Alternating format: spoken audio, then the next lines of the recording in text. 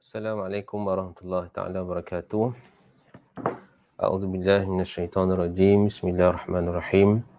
Alhamdulillah rabbil alamin wa bihi nasta'in wassalatu wassalamu ala rasulihil amin sayyidina Muhammad wa ala alihi wa ashabihi ajma'in. Rabbi shrah li sadri wa yassir li amri wa hlul 'uqdatam min lisani yafqahu qawli. Subhanaka la ilma lana illa ma 'allamtana innaka antal alimul hakim. ولا حول ولا قوة إلا بالله العلي العظيم. رب يسر ولا تعسر فإن تيسير كل عليك يسير. اللهم تمنا بالخير اللهم تمنا بالخير اللهم تمنا بالخير برحمتك يا أرحم الراحمين. أما بعد. Yang saya muliakan ashabul fadilah, para asatiza, tuan-tuan guru, ashabul fadilah, tuan-tuan dan perempuan, sidang pendengar, sidang penonton yang dirahmati Allah Ta'ala sekalian. Alhamdulillah, pertamanya kita rafakkan kesyukuran pada Allah Subhanahu Wa Taala tuan-tuan pada malam ini. Alhamdulillah kita berada pada malam 25 Syawal 1442 Hijrah dan bersamaan dengan 5 Jun 2021. Alhamdulillah tuan-tuan, pada malam ini kita dapat meneruskan pengajian ataupun sembang santai kita dalam merujuk kepada buku Mukhtasar Ilmu Falak, insya-Allah. Dan Alhamdulillah pada malam ini tuan-tuan, kita dapat sekali lagi menyambung pengajian kita dalam perbahasan berkaitan dengan pengukuran kiblat. Kalau kita ikutkan tuan-tuan, kuliah berkaitan dengan kiblat ini adalah kuliah yang ketiga.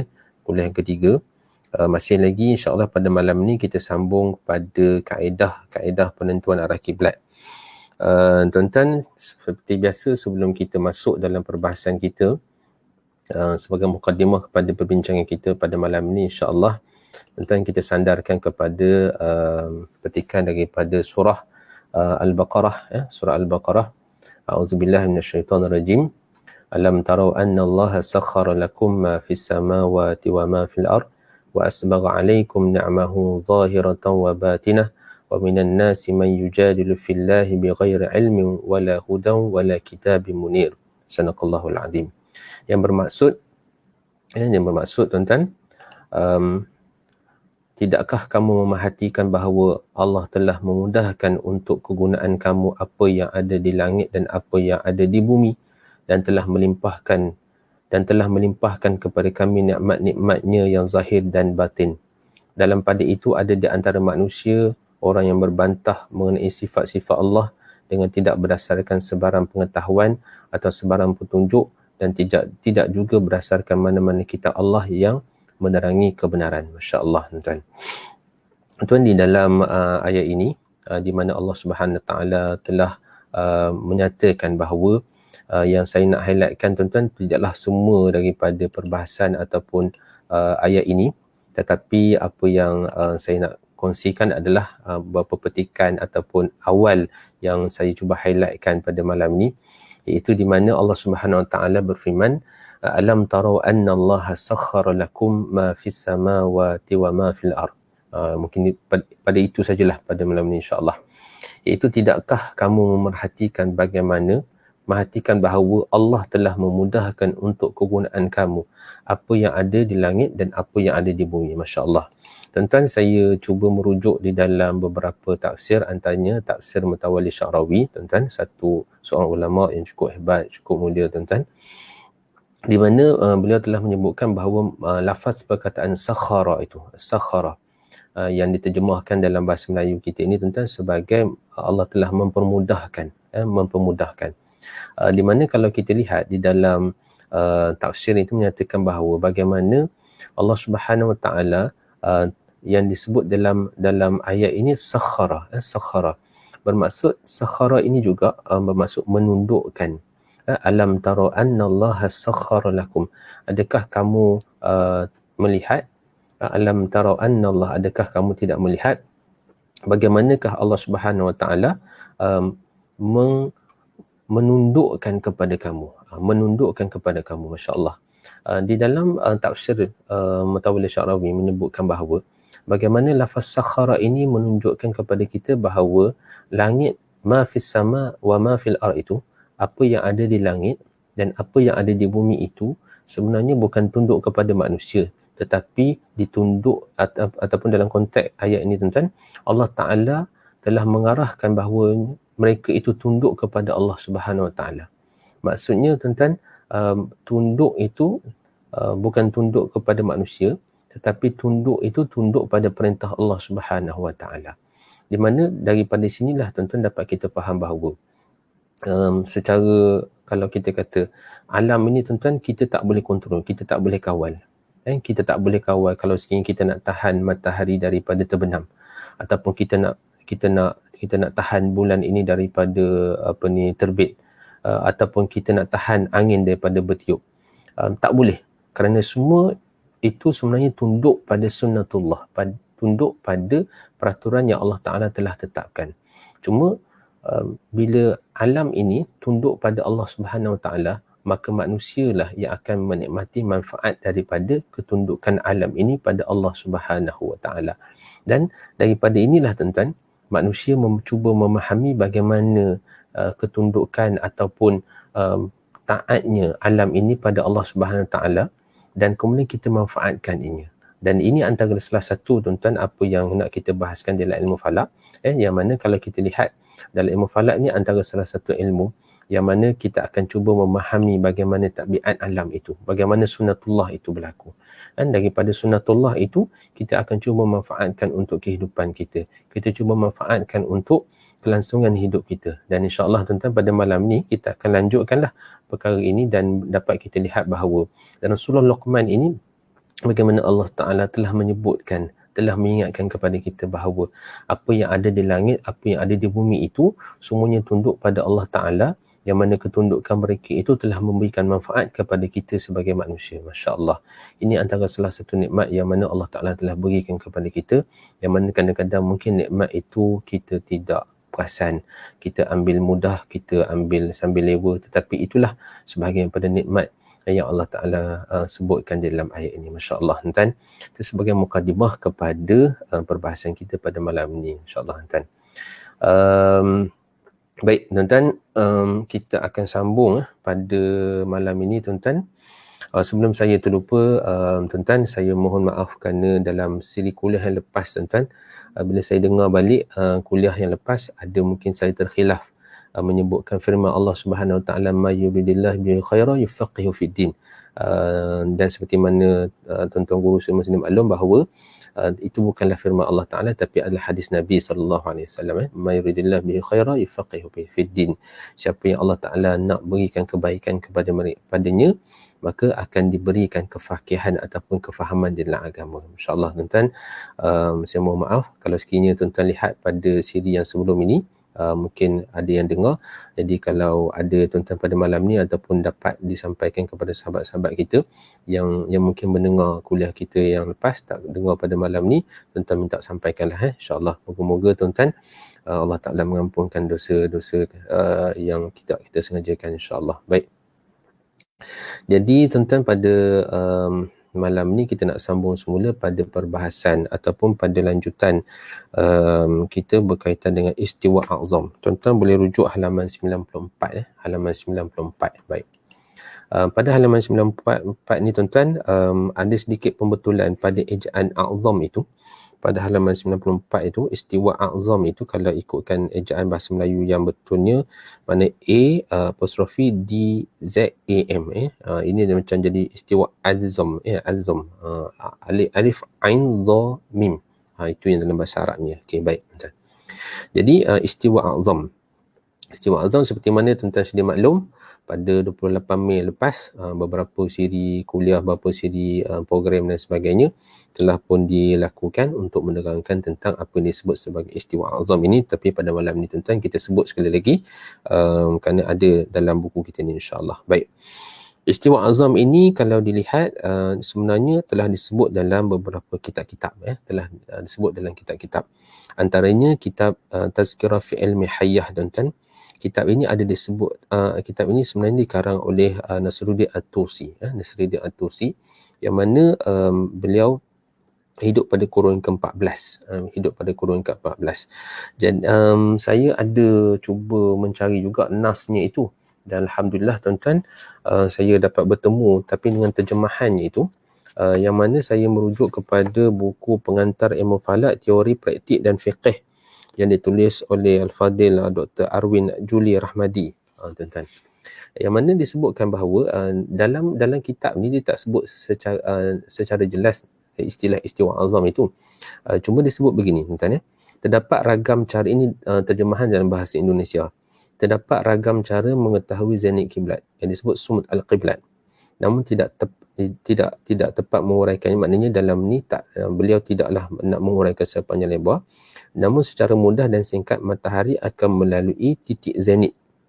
Dan titik zenit ketika matahari berada pada posisi 8 darjat di rasi Gemini dan 23 darjat di rasi Cancer pada waktu pertengahan hari. Selisih antara tengah hari matahari ketika melintas dengan selisih tengah hari di berbagai tempat akan seukuran 2 kali lipat, 2 kali panjang. Maka diambillah selisih tersebut. Maknanya ini tuan-tuan antara apa yang telah pun disebutkan. Ini disebutkan dalam kitab Tazkirah fi Ilmi Hayyah, tuan-tuan, dan kemudian disalin balik oleh Dr. Arwin dalam buku pengantar ilmu falak, teori, praktik dan fiqh, tuan-tuan. Ini satu buku yang cukup baik. Maknanya kita sebut di sini, tuan-tuan, bahawa kaedah istiwa azam ini merupakan kaedah yang telah lama, maknanya abad ke-14. Mungkin awal lagi wallahu ta'ala alam, tetapi setakat yang ada dalam bentuk rujukan penulisan, tuan-tuan, ada telah disebut dalam kitab Tazkirah fi Ilmi Hayyah. Baik. Dan kemudian ada juga disebut kemudian oleh Syekh Umar Ismail Nuruddin. Syekh Umar Ismail Nuruddin, tuan-tuan, adalah tuan guru hebat, tokoh falah hebat, tuan-tuan, di Kelantan. Dalam kitab Syamsul Fathiyah, tuan-tuan, buku tersebut ada, kita telah sebutkan beberapa siri sebelum ini, tuan-tuan, yang mana dalam buku tersebut, ataupun kitab Syamsul Fathiyah ini, tuan-tuan, mencerita ataupun membahaskan berkaitan dengan rubuk mujayab. Cuma disebut di dalam hujung perbahasan kitab tersebut, hampir dekat ujung, tentang beberapa kaedah dalam menentukan arah kiblat. Tetapi masih juga tidak menyebutkan tentang lafaz istiwa azam itu. Cuma disebut bagaimana kaedah mengeluarkan waktu apabila matahari ini berada, contoh macam disebut dalam kitab oleh Imam At-Tusi tadi, di mana ketika matahari sedang istiwa di satu tempat, berada tepat pada zenitnya itu, maka ketika itu kita boleh menentukan arah kiblat dengan mengambil kira berapa jarak masa di antara tempat tersebut dengan tempat yang kita nak hitung ataupun nak ukur. Okey, baik, itu cara dia. Baik. Dan yang menariknya di sini adalah kerana kaedah ini dipopularkan balik oleh Profesor Madya Dr. Baharudin Zainal. Seperti mana saya rasa tuan-tuan sendiri maklumlah, yang sedang mengikuti program kita dan malam ni semua kenal lah Dr. Bahar ataupun Cikgu Bahar lebih. Maka beliau telah menulis balik kaedah ini dalam ini saya dapat, tuan-tuan, daripada Cikgu Bahar sendiri, iaitu dalam artikel dalam Berita Minggu ketika itu, namanya Berita Minggu 27 Mei 1990. 27 Mei 1990. Ini ada yang seperti mana dalam buku ini, dan juga ada saya sebutkan di dalam dekat slide ini, tuan-tuan. Okey, baik. Dan di Indonesia nama istiwa azam ini disebut sebagai Rasdul Qiblah, disebut sebagai Rasdul Qiblah. Dan Rasdul Qiblah ini, tuan-tuan, yang disebut sebagai istiwa azam ini adalah istilah disebut Rasdul Qiblah secara tahunan, di mana dia berlaku dalam setahun ada 2 kali, 28 Mei dan juga pada 16 Julai. Tetapi ada juga yang disebut sebagai Rasdul Qiblah harian. InsyaAllah, tuan-tuan, nanti kita akan sebutkan hal ini. Baik, baik. Di mana kalau saya rujuk dulu dalam buku kita ni, tuan, ia akan berlaku ketika nilai sudut istiwa matahari bersamaan dengan latitud Mekah, di mana Kaabah terletak. Ketika fenomena ini berlaku, maka bayang objek tegak di seluruh dunia akan membetuli arah kiblat. Okey, baik, tuan-tuan. Okey, sambil-sambil itu kita cuba tengok dalam slide ini, ada saya takkan. Okey, tak apa. Dalam slide ini cerita dulu tentang kaedah ni, tuan-tuan. Tak apalah, kita ikut dalam slide ni jugalah. Baik. Maknanya kalau kita tengok di sini disebut bahawa nilai sudut istiwa matahari bersamaan dengan latitude Mekah. Macam dalam buku kita ni, nilai sudut istiwa matahari akan bersamaan dengan latitude Mekah. Kalau maknanya kita tengok latitude Mekah itu dalam 21 darjah, maka kalau kita tengok nilai sudut istiwa ataupun deklinasi satu deklinasi matahari ketika melalui tempat tersebut, maka kalau dia bersamaan dengan 21 darjah, maknanya kita dapat ukur ketika tu kedudukan kedudukan lokasi tersebut berdasar kepada bayang yang wujud itu. Okey.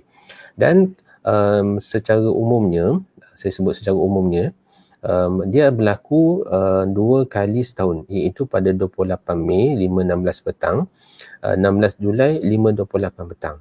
Okey. Saya tertariklah kerana nilai yang digunakan di dalam ni adalah nilai yang berulang.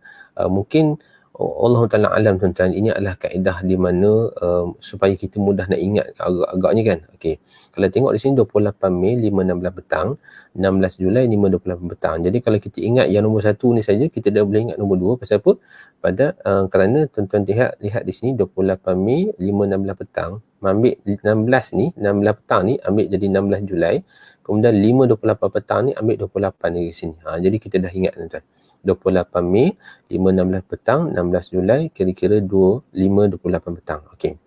Di mana ketika itu ketika fenomena ini berlaku, maka bayang objek akan jatuh ke sebelah timur dan arah kiblat ialah arah yang mengarah ke barat.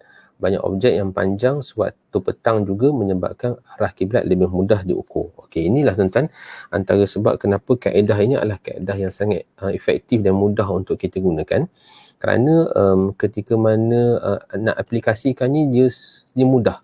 Dia tak perlu, kalau tuan-tuan dapat lihat dalam slide inilah, dalam slide yang saya kongsikan ini, nanti insyaAllah ada lagi slide. Kalau tuan-tuan dapat lihat di sini, lihat maknanya kita boleh gunakan apa saja objek yang kita kata tegak, yang tegak. Dan kalau tegak tu mungkinlah kalau kita nak puas hati, kita boleh letakkan penimbang air ke ataupun apa-apa sesiku ke dan sebagainya. Tuan-tuan boleh ukurlah nak pastikan objek tu tegak, ataupun dari sudut mata zahir kita dah tegak tu pun memadai lah. Macam contoh dalam gambar ini yang saya gunakan tuan-tuan, di samping ada tiang kat sini ni. Tiang ni sebenarnya adalah tabung shuttle badminton tu sebenarnya. Ya. Tapi yang kalau tuan-tuan lihat di sini adalah grill tingkap. Jadi kita gunakan apa yang ada dekat sekeliling kita ni untuk kita mengukur bayang tersebut. Okey. Dan kalau tuan-tuan dapat lihat di sini, bayang jatuh kat sini, arah kiblat adalah berlawanan dengan arah bayang. Okey. Jadi cara-caranya nanti insya-Allah tuan-tuan. Okey. Ini sedikit tambahan daripada nota kita ni tuan-tuan ya. Kalau tuan-tuan lihat di sini, ini dalam bentuk data lah. Okey. Kalau tuan-tuan lihat garis lintang Mekah ada 21 darjah. Okey tuan-tuan, kita abaikanlah 25, 15 dan sebagainya. Maknanya kita lihat 21 darjah. Jadi kalau kita tengok dalam kitab tadi, dalam kaedah disebut apa? Iaitu nilai sudut istiwa matahari bersamaan dengan latitude Mekah. Maknanya kalau kita lihat di sini deklinasi matahari, ketika mana deklinasi matahari itu bersamaan dengan latitude Mekah, latitude Mekah, maka ketika itu tuan-tuan, di situlah waktu kita boleh mengukur arah kiblat. Contohnya tuan-tuan, pada 28 Mei yang lepas, ini data pada 28 Mei yang lepas, tuan-tuan dapat lihat ketika mana deklinasi matahari itu melalui 21 darjah 21 darjah deklinasi ini, tuan-tuan, kita akan dapati bahawa azimut kiblat itu, kedudukan matahari itu adalah bersamaan dengan azimut kiblat, hampir bersamaan dengan azimut kiblat. Contoh di sini tuan-tuan, ini adalah lokasi di mana rumah saya lah, iaitu kalau ikutkan dia punya azimut kiblat lah 290 darjah 54 minit 38 saat. Itu dia punya sudut ataupun azimut kiblat dia. Okey. Dan kalau kita lihat di sini ketika mana waktu ni tuan-tuan, kalau ikutkan kaedah, okey, kalau ikutkan kaedah merujuk kepada 5.16 kan. Okey, 5.16. Maknanya kalau saya ambillah semata-mata 5.16 ini pun, maknanya 292 dengan 291.54 ni maknanya tak sampai pun 1 degree dia punya beza dia sebenarnya. Jadi memadai lah. Sebab itu dalam kaedah ini tuan-tuan, kalau kita nak tepat setepat yang mungkin, maka kita kena hitung lah.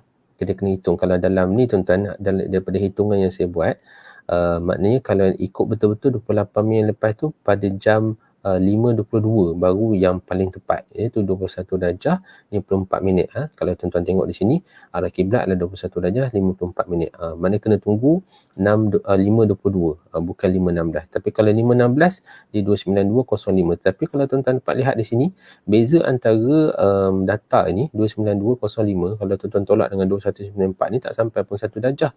Jadi memadailah sebenarnya untuk kita dengan mata kasar itu, untuk menentukan arah kiblat. Maknanya tak jadi isu besar lah.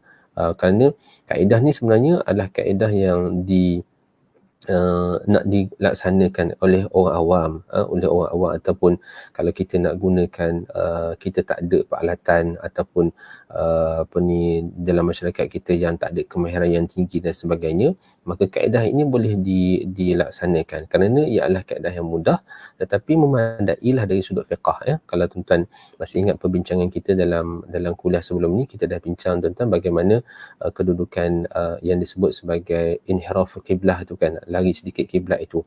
Maknanya dalam 1 degree itu sebenarnya memang terlalu sikit lah kalau dari sudut amalan secara personal ataupun peribadi. Okey, jadi ini yang berlaku. Dan tuan-tuan dapat lihat dalam gambar rajah sebelah ni, tuan-tuan dapat lihat bagaimana pada jam berapa ni, pada 5.21, ni dalam 5.21 tuan-tuan, dia punya kiblat angle dia adalah 291 dan kedudukan matahari itu adalah 291.55. 291.55 tuan-tuan. Okey, ini berdasar software apps Easy Kiblah yang Cikgu Mat Taufan buat. Okey, baik tuan-tuan. Okey, ada soalan Ustaz, darjah tu 293. Okey, sebenarnya arah kiblat ini dia berbeza-beza azimut kiblat dia. Kaedah yang saya guna ataupun azimut kiblat yang saya tunjukkan ini adalah azimut kiblat di Ipoh. Azimut kiblat ni di Ipoh jadi 291. 291. Kalau tuan-tuan berada di sebelah nanti insya-Allah saya akan tunjukkan azimut kiblat itu kalau sekiranya kalau kita di sebelah utara, tuan-tuan, dia semakin maknanya 291 290. Kalau kita di sebelah selatan, dia akan tambah 292 dan lagi ke selatan 293. Saya tak pasti yang bertanya ni Aldra Ernest ni 293 ni dia berada di lokasi yang mana. Kalau ada dekat sekitar Johor ataupun bukan di Johor tuan-tuan, kalau sekiranya ada dekat sekitar kalau di sekitar di Johor ataupun dekat Singapura sana tu mungkin 293. Tapi kalau sekiranya berada di sekitar Kuala Lumpur, saya rasa dalam lingkungan 292 saja dia punya azimut kiblat dia. Okey, baik. Okey, Mas Joko, kaedah ini menggunakan konsep bumi berbentuk spheral, ahli falak menggunakan metode hisab menggunakan trigonometri spheral. Betul. Terima kasih Mas. Ini pakar dah bagi komen tu, kira betul lah tu. Tak nak komen lah. Okey, terima kasih Mas. Okey, ini gambaran secara saya harap mungkin gambaran ni kalau dilihat saya nak cuba nak permudahkan supaya kita dapat melihatlah bagaimana fenomena istiwa azam ini boleh berlaku. Okey, saya menggambarkan kedudukan ketika mana matahari tuan-tuan berada di sini tanpa memberikan nilai berapa dan sebagainya. Maka kalau kita lihat sebarang tiang yang tegak ketika itu, maka dia akan menghadap di mana kedudukan matahari itu berada. Contohlah tuan-tuan kalau contohnya ada dekat mana ni, dekat kawasan China kot kan. Okey, tak apalah. Mana kalau kita tengok di situ kedudukan mataharinya ketika itu, maka bayang yang wujud ketika itu tuan-tuan, kita bayangkanlah keseluruh kawasan ini mengalami hari siang lah maksudnya ketika itu kedudukan bayang itu akan menghala ke arah matahari tersebut. Dan apa yang berlaku pada istiwa azam ini 28 Mei dan juga 16 pada 16 Julai adalah kedudukan matahari itu yang kita sebutkan tadi berada pada deklinasi 21 darjah itu bersamaan dengan kedudukan Mekah itu, ialah matahari berada tepat ataupun tegak ketika mana tengah hari. Di mana tengah hari. Maknanya tuan-tuan, pada jam 5.16 petang ataupun pada 5.28 petang tu, kalau kita tolak dengan waktu kita dengan Mekah, di mana Mekah dengan kita ni beza 5 jam kan. Okey. Maknanya ketika itu kalau 5.28 petang, maknanya di sana pukul 12.28 lah. Kalau kita di sini 5.16 petang, di sana adalah 12.16 petang lah. 12.16 tengah hari lah, minta maaf tuan. Jadi kat sana tu sedang tengah hari rembang.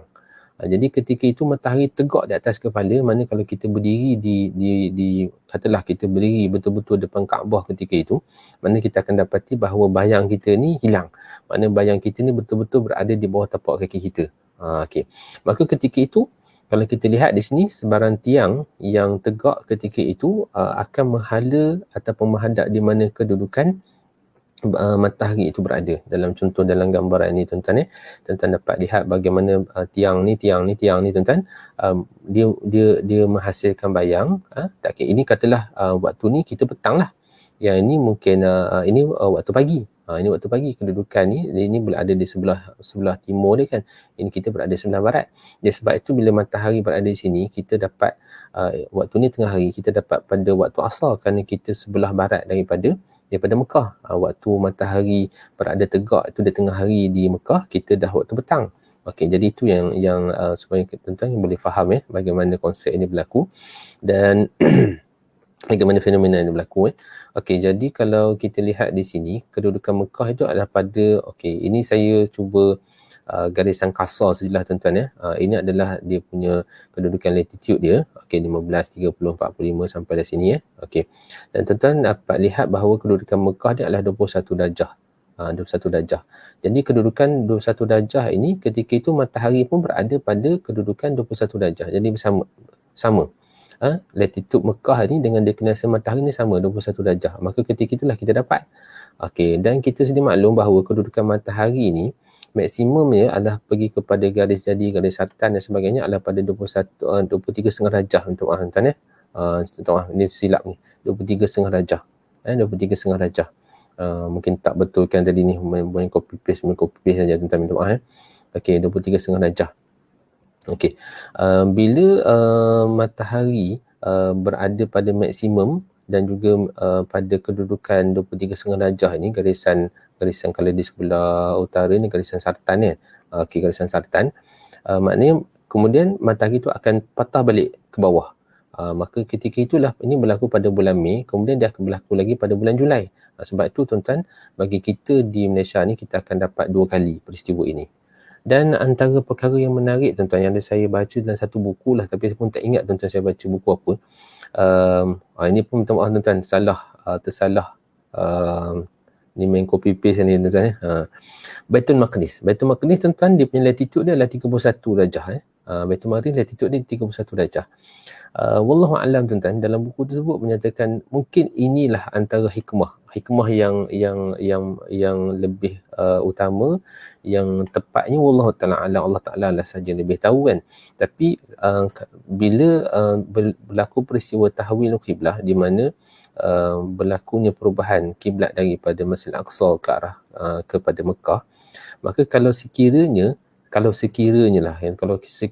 kedudukan kiblat kita ni masih lagi menghadap ke arah Baitul Maqdis, maka peristiwa fenomena istiwa azam ni tak boleh berlaku. Kerana apa? Kerana matahari maksimum dia boleh pergi 23,5 darjah, sedangkan kedudukan Baitul Maqdis adalah 31 darjah. Jadi fenomena istiwa azam ni tak boleh berlaku.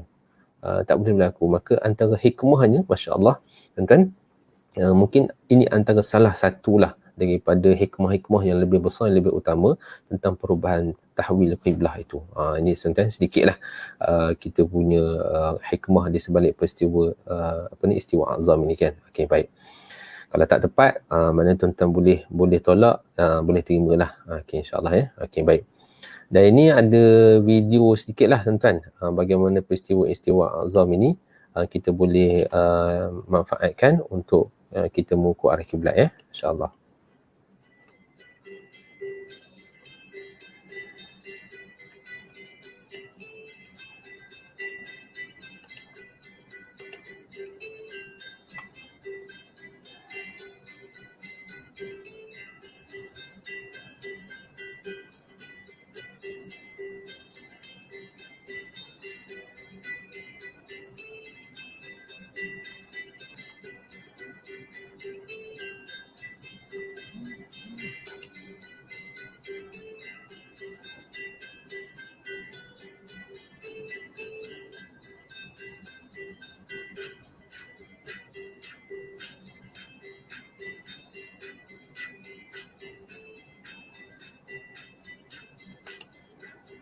Okey, tu tuan-tuan nak tunjukkan macam mana mudahnya sebenarnya untuk kita mengukur arah kiblat menggunakan kaedah istiwa azam tu Okey, insya-Allah. Baik.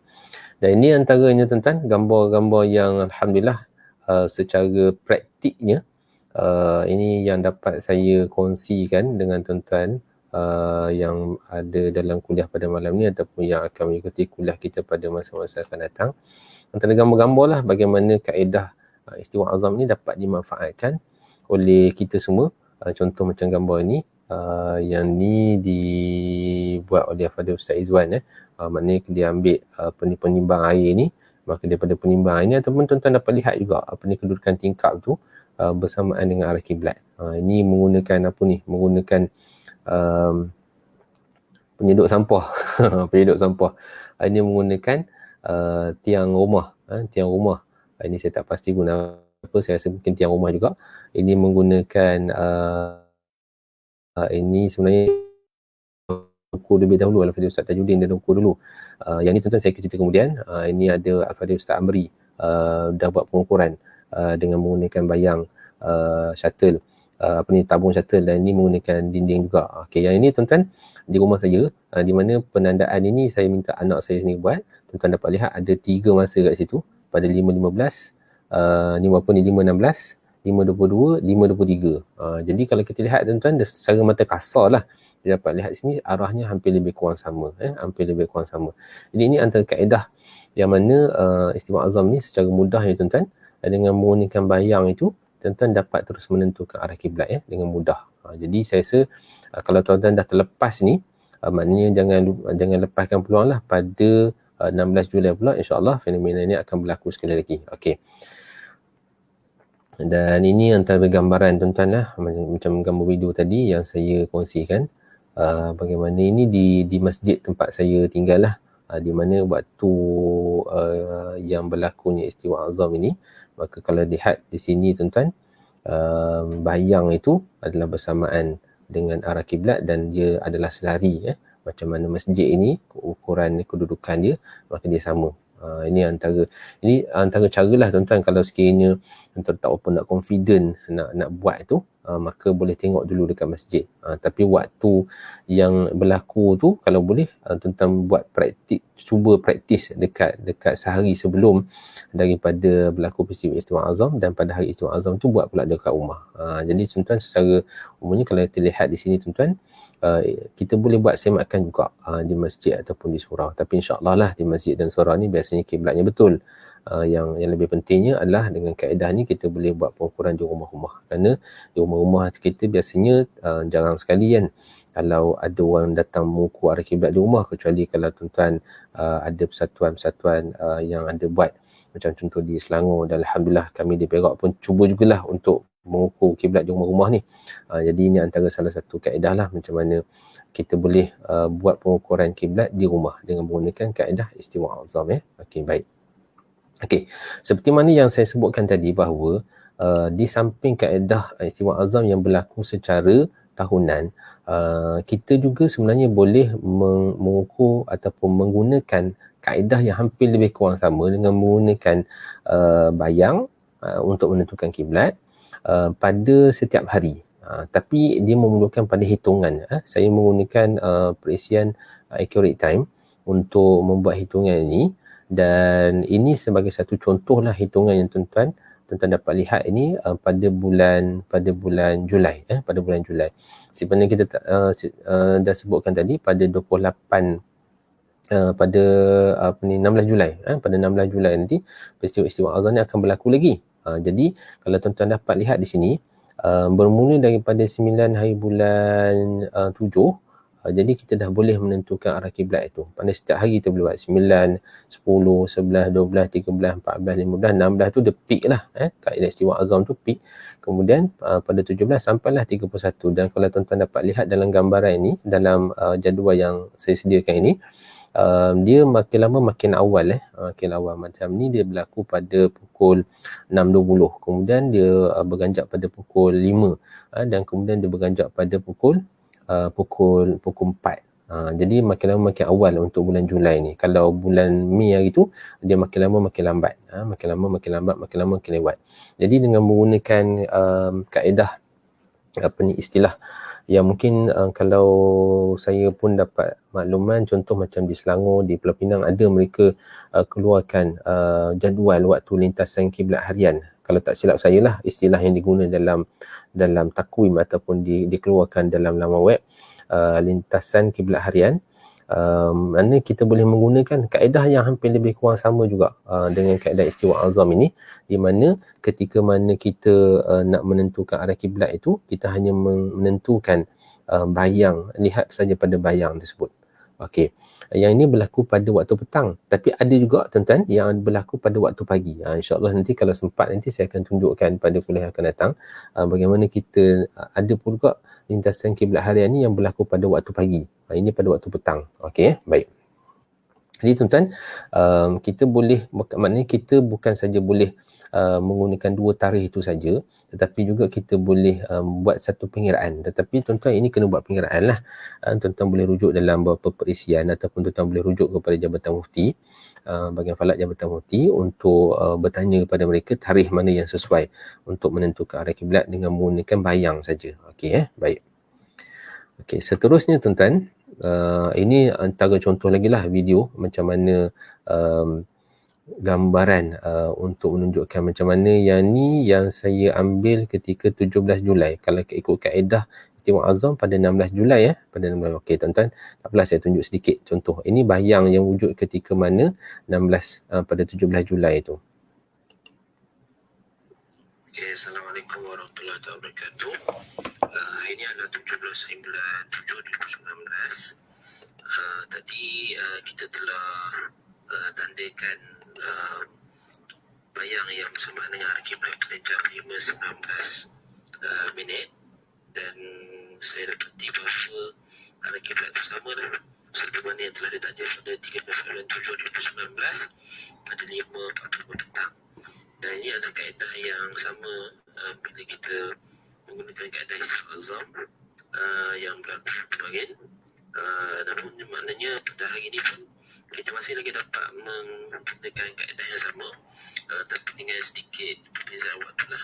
Dalam catatan ni ada 5.19 dan berdasarkan sebabkan azimut matahari pun waktu ini menunjukkan arah kiblat yang bersamaan dengan kedudukan azimut kiblat.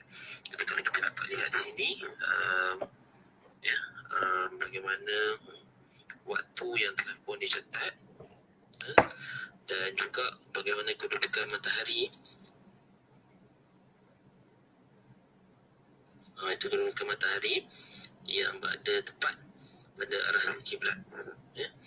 Jadi maknanya kita boleh menggunakan kaedah istiwa azam ini pada waktu-waktu yang lain, tetapi secara umumnya daripada 16 dan 7 itu pada 5.28 petang adalah waktu yang terbaik lah untuk kita lakukan seperti mana yang telah ditunjukkan oleh para ulama. Okey, sekian, terima kasih. Okey, tuan okey. Ini antara video lah yang mana dapat tunjukkan bagaimana kaedah yang saya kongsikan tadi, iaitu kaedah yang hampir lebih kurang sama dengan kaedah istiwa azam pada 16 Julai itu. 16 Julai pada jam 5.28 seperti yang berlaku. Dan berdasarkan kepada apa yang saya cuba nak kongsikan sini, maknanya kita boleh melakukan kaedah ini dengan tarikh yang lain juga. Sebab apa? Kadang-kadang Allah Ta'ala alam, kadang-kadang bila tarikh istiwa azam ni kadang-kadang hujan. Saya ingat pada tahun lepas pada bulan Mei itu memang hujan, tapi alhamdulillah pada tahun ni pada 8 Mei yang lepas ni alhamdulillah memang suasana panas dan bayang yang ada ketika tu memang sangat jelas lah. 2-3 hari selepas tu dia hujan balik. Sekarang ni dah musim hujan balik. Dan kaedah ini macam gambar kartun ni sebut tanpa pengiraan dan peralatan yang mahal. Ini saya quote balik apa yang Cikgu Mat Topan sebutkan lah. Maknanya ini satu kaedah lah yang kita boleh laksanakan, kita boleh gunakan kerana tanpa menggunakan pengiraan ataupun tanpa menggunakan peralatan yang mahal ataupun yang perlu dibeli lah. Maknanya kita boleh guna apa saja dekat ada dalam rumah kita untuk kita ukur saja arah kiblat ini. Jadi tuan-tuan, ini satu kaedah yang sangat efektif sangat menarik untuk kita laksanakan. Saya ulang sekali sikit-sikit tuan-tuan. Berlaku pada 28 tarikhnya 28 Mei 5.16 petang dan juga 16 Julai pada 5.28 petang. Okey, tuan-tuan ingat saja tarikh ini, dan insya-Allah kalau tak ingat pun biasanya pada tarikh ini insya-Allah Jabatan Mufti akan mewawarkanlah kepada masyarakat tentang peristiwa ini insya-Allah. Okey, baik. Seterusnya tuan-tuan, kita pergi pula kepada kaedah tongkat istiwa. Pada tongkat istiwa. Okey, sebelum tu tuan-tuan, saya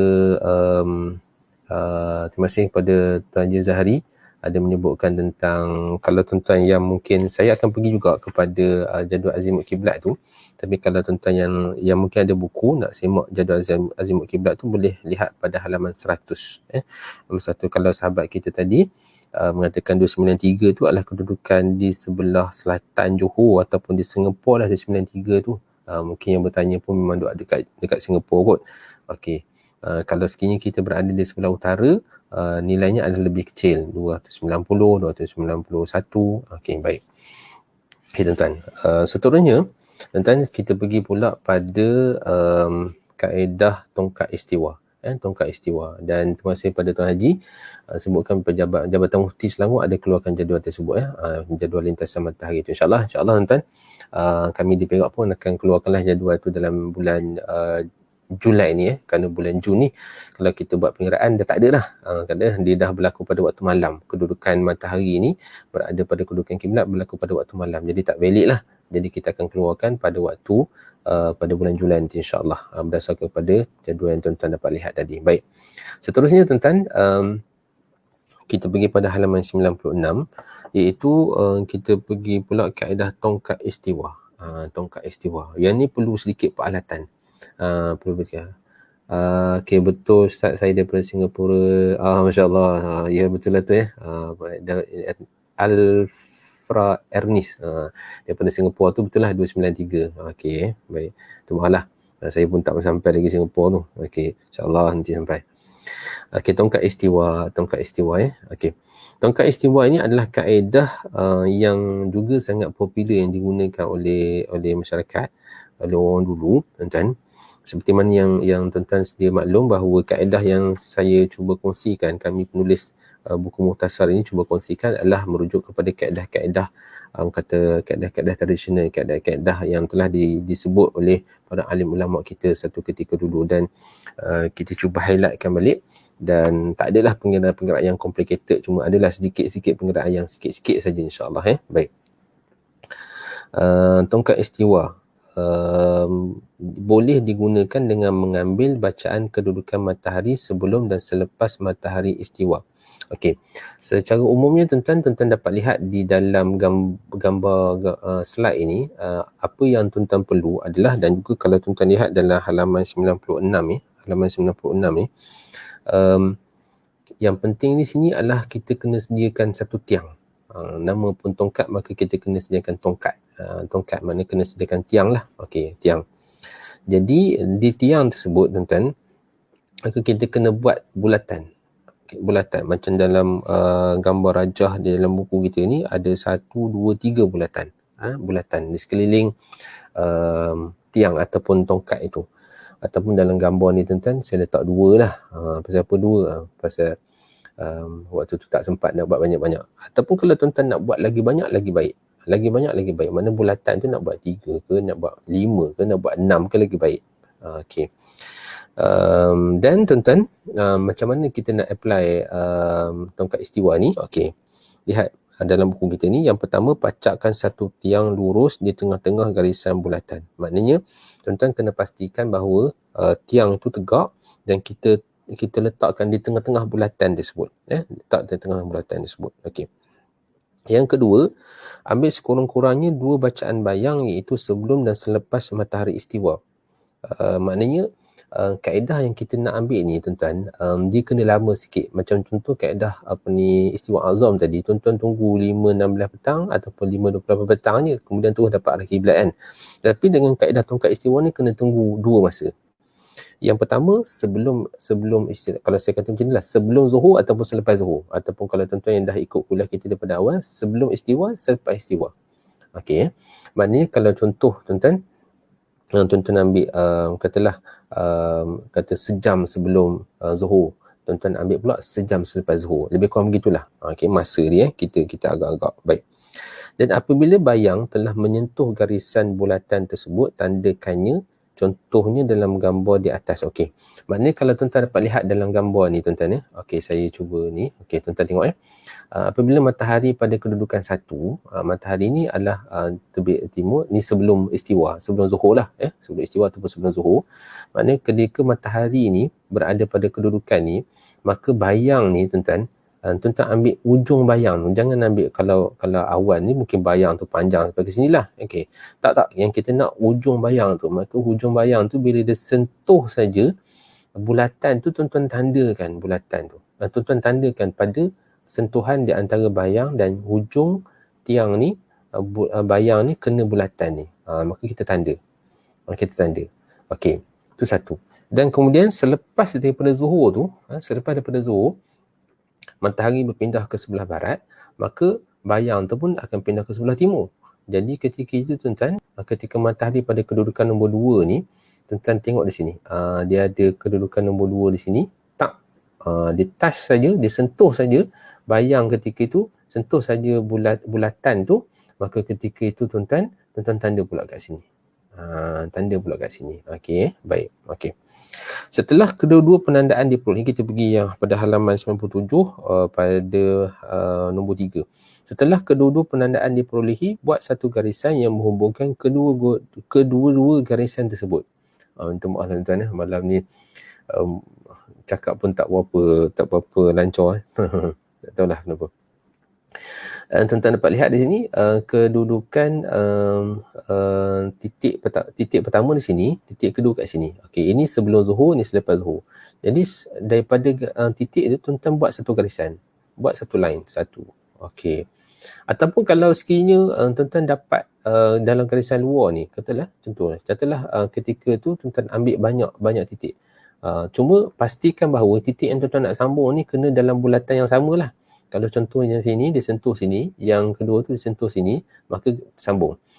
Kalau sini yang sentuh sini, kemudian kali selepas Zuhur sentuh sini, jangan sambung sini pula.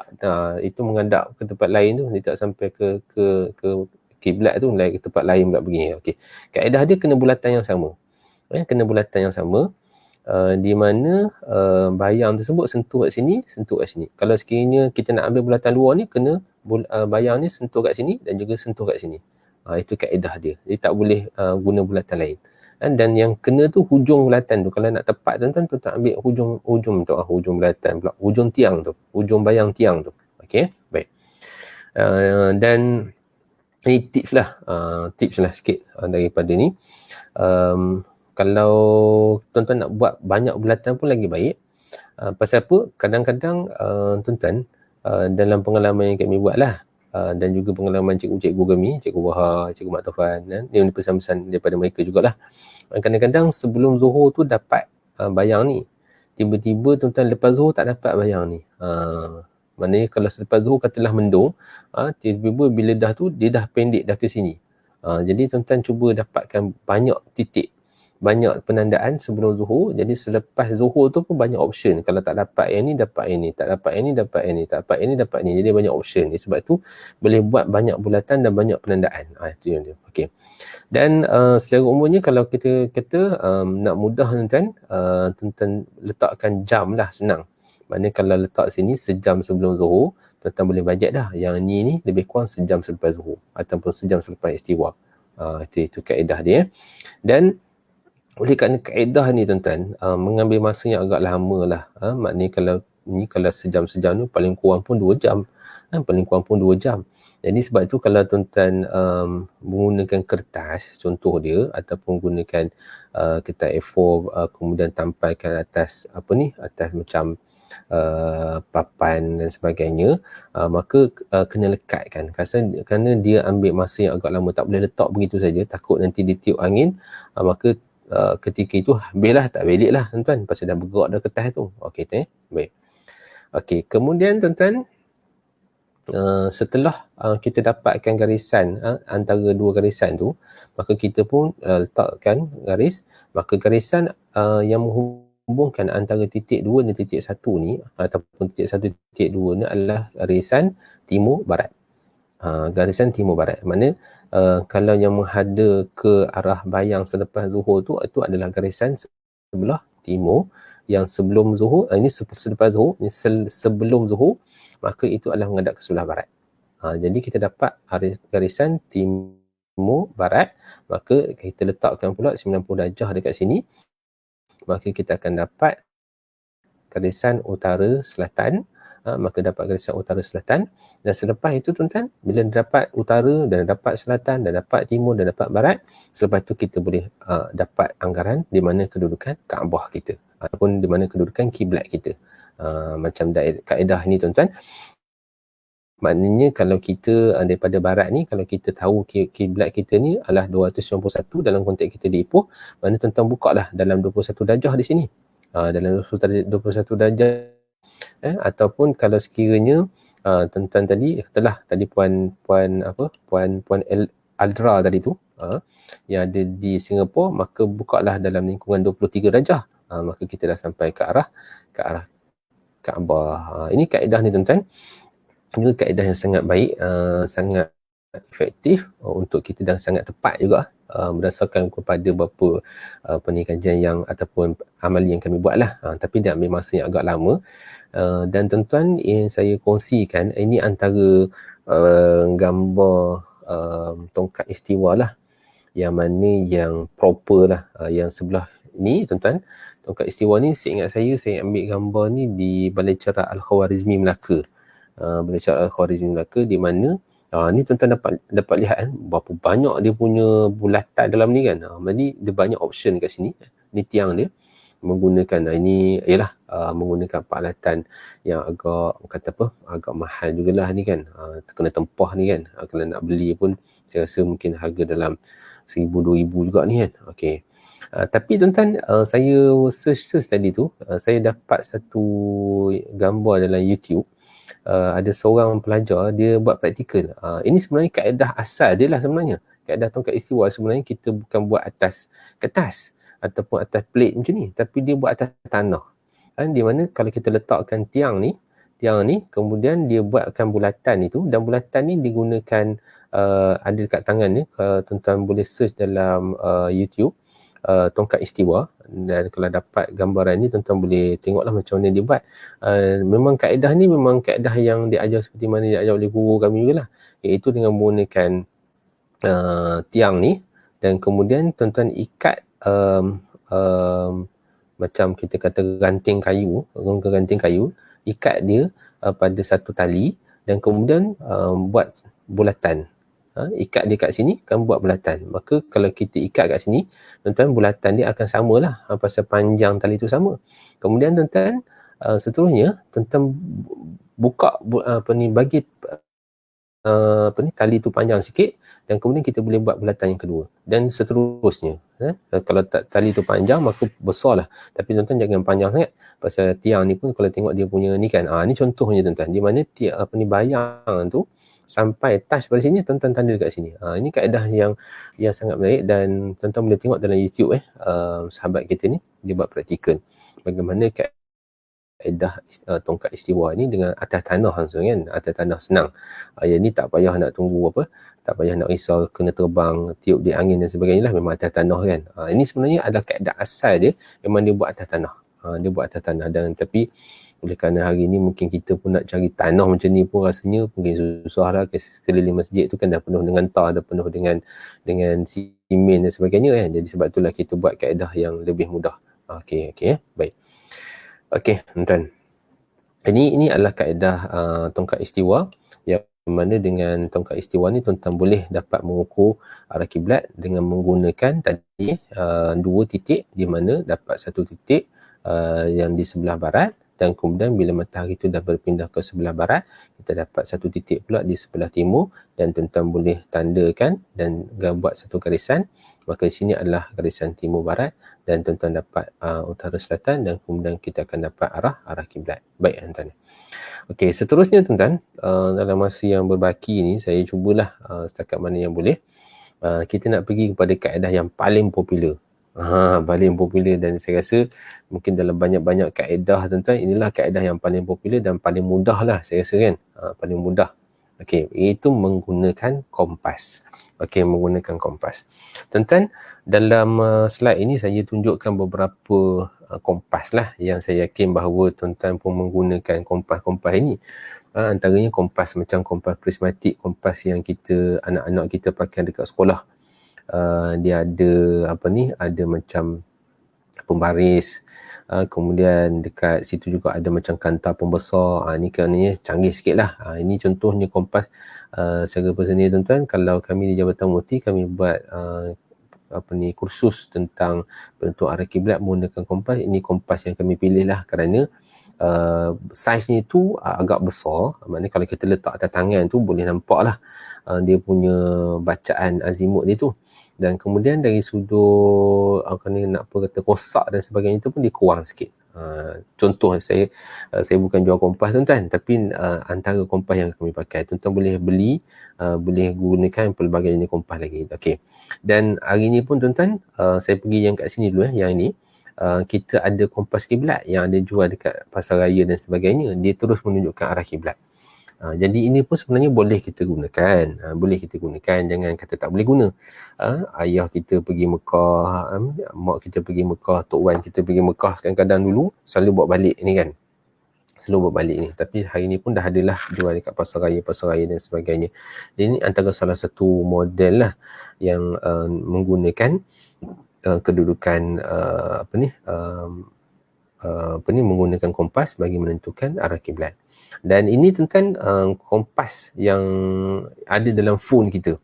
Pada hari ini tuan-tuan tentu sekali lah kita dah ada banyak perisian termasuk apps dan sebagainya. Jadi kita dah ada kompas dalam phone kita, jadi kita boleh manfaatkan juga sebenarnya kompas itu bagi kita menentukan arah kiblat. Okey, cuma kita kena tahu perhatian. Kita kena tahu bagaimana nak menggunakan kompas tu. Memanglah kompas tu bagi tunjukkan arah kiblat, tapi macam mana kita nak menggunakan kompas itu dengan secara betul, dengan secara tepat, dengan secara yang ikut disiplin dia. Macam mana kita nak menggunakan kompas tersebut. Ataupun kalau kita kata apps, InsyaAllah lah kalau sempat tuan-tuan kuliah akan datang, saya akan sebutkan sikit tentang apps ni. Apps macam mana nak menentukan arah kiblat. Pasal apps ni pun banyak kan. Tuan-tuan pun mungkin pakai apps, pelbagai apps, tapi saya cubalah nanti insyaAllah kalau sempat. Okey. Kena faham dulu bagaimana nak menggunakan kompas ataupun bagaimana nak menggunakan aplikasi tersebut. Jangan kita kata dapat saja kompas, dapat saja aplikasi, terus kita gunakan tanpa kita tahu macam mana kaedah menggunakan kompas tersebut ataupun aplikasi tersebut. Dan antara caranya adalah uji di tempat kiblat yang telah disahkan tepat. Ini antara salah satulah, nanti insyaAllah saya akan ulang balik pada hari ini, iaitu mungkin kalau kita tak tahu macam mana nak menggunakannya, jadi kita cubalah pergi masjid ataupun surau. Tujuan kita pergi masjid dan surau, dia bukan nak ukur, nak sahkan kiblat masjid surau tu. Masjid surau tu insyaAllah betul lah. Jangan pula nanti kita bawa apps atau kompas ni kita nak betulkan kiblat tu. Jadi satu masalah pula. Sebenarnya bukan begitu. Maknanya kita pergi ke masjid surau tu untuk kita tentukan sama ada apps kita, cara kita nak guna tu ataupun kompas kita tu dia berfungsi dengan baik ke tidak. Jadi ini antara salah satu kaedah. InsyaAllah tuan-tuan saya akan pergi balik pada kaedah ni nanti insyaAllah Baik. Okey. Secara umumnya, tuan-tuan ni boleh rujuk halaman 97. Okey, kompas. Kompas ni dalam kitab Sabilul Muhtadin tuan-tuan disebut sebagai Baitul Ibrah. Sebagai Baitul Ibrah, dan dalam kitab-kitab lama disebut sebagai pedoman. Pedoman. Okey.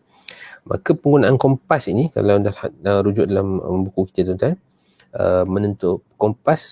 penggunaan kompas untuk menentukan arah kiblat boleh dilakukan dengan mudah pada hari ini. Yang mudah. Kenapa saya berkata mudah? Pertama ni kita boleh beli dengan harga yang murah. Tuan-tuan boleh belilah kompas dengan harga RM10, RM20, RM30, RM40, sampai beratus ringgit, sampai beribu pun ada. contoh macam kompas yang digunakan oleh Jabatan Mufti bagi menentukan arah kiblat, menggunakan kompas uci kata tu, kompas uci kata tu harga dia RM5,000. Harga dia RM5,000. Ataupun tuan-tuan beli kompas dekat kedai alat tulis sebagainya RM10, RM30 dan sebagainya, sebenarnya memang adalah kualiti pada kompas tersebut, mempengaruhi juga harga dia lah. Berapa kompas-kompas yang berjenama dan sebagainya memang mahal kerana dia lebih accurate, dia lebih tepat. Okey. Ia dapat dilakukan bila kita mengetahui azimut kiblat. Ini yang kita sebutkan tadi, menggunakan azimut kiblat. Jadi azimut kiblat tu tuan-tuan secara secara detailnya ada saya letakkan, bukan detail juga pun, secara umumnya juga, iaitu dalam halaman 100 macam yang Tuan Haji Zahari sebutkan tadi. Bila buka muka surat 100 tu, langkau sikit, dan situlah ada jadual kiblat daripada Perlis di Semenanjung, sampailah ke Johor, sampailah ke Singapura. Yang sahabat kita tadi, terima kasih banyak kerana sudi masuk ataupun mendengar dalam siri Sembang Santai Falak kita, Puan. 293 di Singapura. Kalau tuan-tuan pergi ke Sabah dan Sarawak, tuan-tuan, ada di antara 292 hingga 290. Okey, baik. Cuma tuan-tuan, secara umumnya lah, kalau mungkin tuan-tuan nak tanya, kalau gitu macam mana nak dapatkan lagi dia punya azimut kiblat ni kalau nak gunakan kompas? Baik. Macam yang kita sebutkan tadi, dari sudut fiqh lah, kita bincang dari sudut fiqh. Maknanya kalau bacaan kiblat tuan-tuan, dari azimut kiblat ni daripada okey, minta maaf tuan-tuan, saya pun sebut azimut ni apa sebenarnya, minta maaf ya. Azimut ni adalah satu bacaan yang kita baca dalam gambar tu kan, dalam kompas ni, tuan-tuan tengok dalam bacaan, daripada utara mengikut arah jam. Ini disebut sebagai azimut. Azimut. Macam dalam gambar ni tuan-tuan dapat N, kosong. East, timur tu 90. South, selatan, 180. West, 270. Barat. Dan patah balik ke sini 360. Jadi pusingan ini disebut sebagai azimut.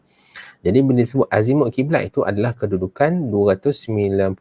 Contohlah Kota Kinabalu 190. Maknanya kita cari 290 mana? Contoh kat sini kan, 280, 290 sini. Kalau tuan-tuan dekat Singapura tadi 293, 291. Ini tuan-tuan dia punya ni tuan-tuan dalam 5 tuan-tuan dalam 2 degree dalam 2 degree dia punya sesungut ni. Jadi 290, 292, 294, dekat tengah-tengah sini ada 290. Jadi kalau tuan-tuan dapat lihat dekat sini, dia punya nilainya, kalau kita di Malaysia ni, Singapura dan juga di Brunei pun, kalau tak silap saya, dalam gambar, dalam jadual ni ada tak Brunei tuan-tuan? Dalam Brunei pun ada 290.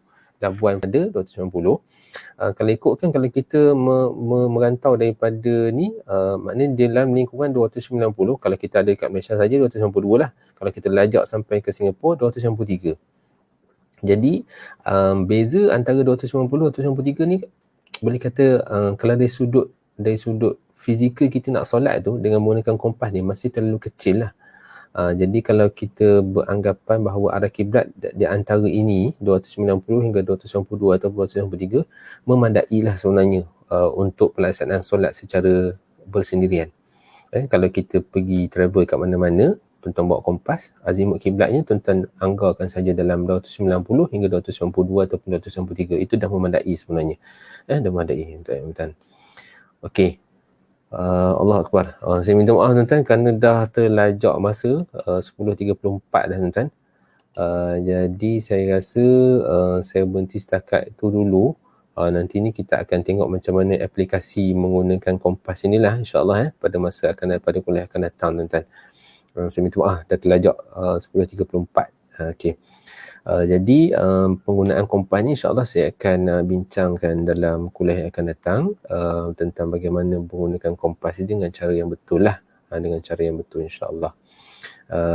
Dan sebelum saya menutup menamatkan kita punya kuliah itu, saya akan ucapkan terima kasih banyaklah kepada tuan-tuan dan puan-puan sekalian yang turut berserta dengan kita pada malam ni. Al-Fadhil Ustaz Amri, terima kasih banyak Tuan Haji Hazari, Ustaz Khairul, Tuan Haji Zahari, dan tadi Puan Alfra, minta maaf kalau sekiranya saya tersalah sebut nama dia kan. Banyak kali nak sebut ni. Sahabat kita daripada Singapura dan juga tuan-tuan lain lah yang mengikuti program kita pada malam ni. Dan kepada bahagian falak dan semua maklumat yang Jabatan Mufti Negeri Sembilan yang terus memberikan komitmen dalam meneruskan program kita pada malam ni. Terima kasih banyak. Dan tuan-tuan, insyaAllah nanti kita akan sambung balik lah ya, tentang kaedah penentuan arah kiblat dengan menggunakan kompas. Terima kasih banyak yang mengikuti program kita. Alhamdulillah, dan insyaAllah kita jumpa lagi pada program yang akan datang. Wallahu ta'ala alam. Assalamualaikum warahmatullahi ta'ala wabarakatuh.